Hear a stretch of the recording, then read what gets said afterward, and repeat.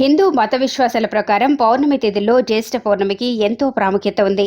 నిండు చంద్రుడు పౌర్ణమి తిథి వేళ ఏ నక్షత్రంలో ఉంటాడో ఆ మాసానికి జ్యేష్ఠ పౌర్ణమి లేదా ఏరువాక పున్నమి అని పేరు వచ్చిందని పండితులు చెప్తారు. ఈ నేపథ్యంలో 21 జూన్ 2024 శనివారం నాడు జ్యేష్ఠ పౌర్ణమి లేదా ఏరువాక పున్నమి వచ్చింది.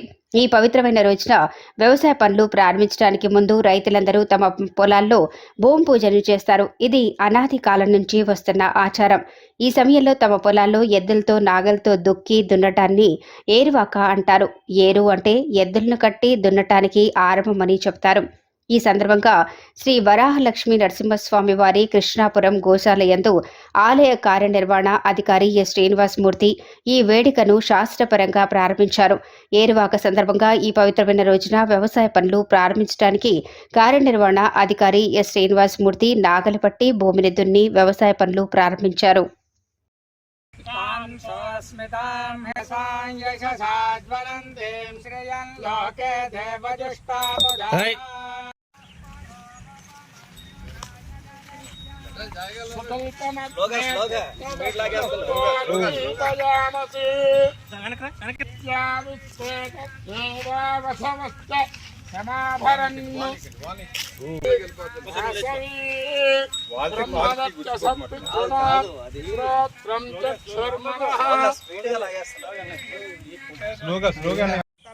లక్ష్మే ప్రచోదయాత్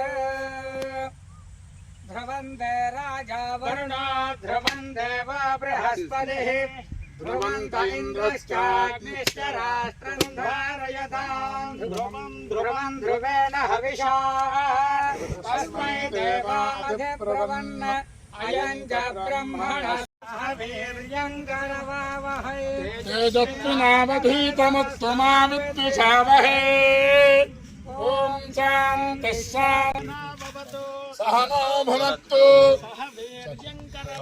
ఒకసారి వరాహలక్ష్మీ నరసింహస్వామి వారి వ్యవసాయ క్షేత్రంలో ఏరువాక కార్యక్రమాన్ని మనం నిర్వహించడం జరిగింది. ముఖ్యంగా ఇది రైతులందరూ కూడా ఎంతో విశిష్టంగా ఈ కార్యక్రమాన్ని జరుపుకుంటారు. అందులో భాగంగా మనం కూడా మన క్షేత్రంలో ఈ కార్యక్రమాన్ని చేసుకున్నాం. ఎడ్లతోటి మనం దున్నడము, భూమిని దున్నడం, అదేవిధంగా విత్తనాలు జల్లడం లాంటి కార్యక్రమాలు మనం ఇక్కడ చేయడం జరిగింది. గతంలో ఇక్కడ పనిచేసినటువంటి ఈఓ గారు రామచంద్రమోహన్ గారు ఇక్కడ మన సిబ్బంది రాజు గారు కానీ మన ఈఎలు కానీ వీళ్ళందరి సహకారంతో ఇక్కడ ఒక పెద్ద వ్యవసాయ క్షేత్రాన్ని డెవలప్ చేశారు.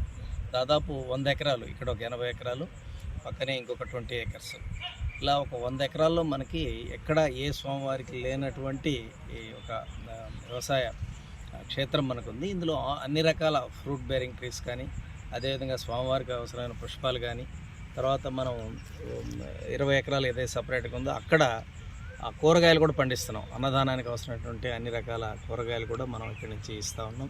మ్యాంగో తోపు కూడా ఇక్కడ ఉంది. తర్వాత మిగతా అదర్ ఫ్రూట్ బేరింగ్ అంటే మారేడు చెట్లు కానివ్వండి, తులసి దళాలు కానివ్వండి, ఇవన్నీ కూడా మనకి సంపంగి చెట్లు కానివ్వండి, అంటే పుష్పాలు, ఇవన్నీ కూడా మాకు ఈ క్షేత్రం నుంచి విశేషంగా లభిస్తున్నాయి. స్వామివారికి ఇవన్నీ కూడా మనం సమర్పించుకుంటూ ఇంకా మరింతగా మనం ఈ వ్యవసాయ క్షేత్రాన్ని డెవలప్ చేయడానికి ప్రణాళిక సిద్ధం చేసుకుంటా ఉన్నాం. మరిన్ని కూరగాయలు అంటే మన అన్నదానానికి అవసరమైన అన్ని రకాల కూరగాయలు మనం ఇక్కడ పండించే విధంగా పండించుకోవడం, అవి అన్నదానానికి, అదేవిధంగా వేద పాఠశాల విద్యార్థులకి, హాస్టల్ విద్యార్థులకి ఇచ్చే విధంగా కూడా మన కార్యక్రమం చేస్తున్నాం.